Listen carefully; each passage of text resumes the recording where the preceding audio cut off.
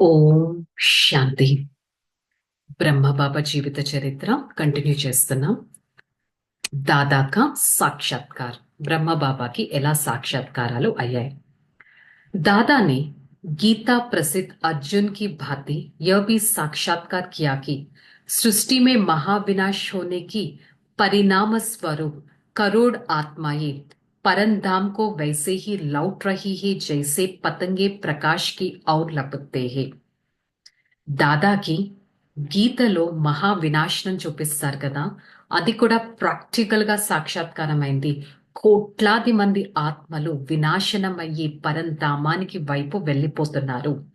ఎలా అయితే కైట్స్ ఆకాశం వైపు అలా ఎగిరిపోతూ ఉంటాయో, दादा ने दिव्य दृष्टि द्वारा भारत में विकराल गुह्य युद्धों और प्राकृतिक आक्रोश की साक्षात्कार किया है. विनाश का यह अत्यंत डरावने दृश्य देखकर दादा कांपने लगे. दादा ने लिखा, एक बहुत बड़ी बढ़ गई जीव प्राणी अत्यंत भयानक होकर जान बचाने के लिए इधर उधर भाग रहे हैं, परंतु वे बच नहीं पा सके. कहीं पर अग्नि अपना महाविकराल रूप धारण करके नगरों जीव प्राणियों में बरसती. कहीं पर धमाके में खूब मुसलधार वर्ष हो रही है. कहीं पर पृथ्वी कंपनी होकर फट रही है. सब जगह हाहाकार हुआ. प्राणों की रक्षा के लिए भाग रहे हैं, परंतु प्राणस्परिक युद्ध तथा प्राकृतिक वचन से बच नहीं पाया. దాదాకి ఏ విధంగా సాక్షాత్కారమైందంటే, మహా వినాశనం ఎంత భయంకరంగా ఉంటుంది. ఎంతగా పెద్ద పెద్ద జీవ ప్రాణులు కూడా వారి ప్రాణాన్ని రక్షించుకోవడానికి అటు ఇటు పరిగెడుతూ వారు ప్రాణాలని రక్షించుకోలేకపోయారు.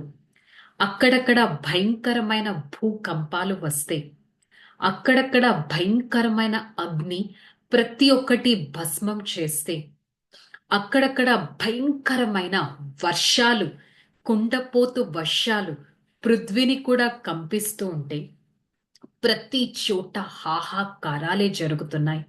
ప్రతి ఒక్కరూ ప్రాణాలను రక్షించుకోవడానికి రక్షించండి రక్షించండి అటు ఇటు పరిగెడుతూ ఉన్నారు.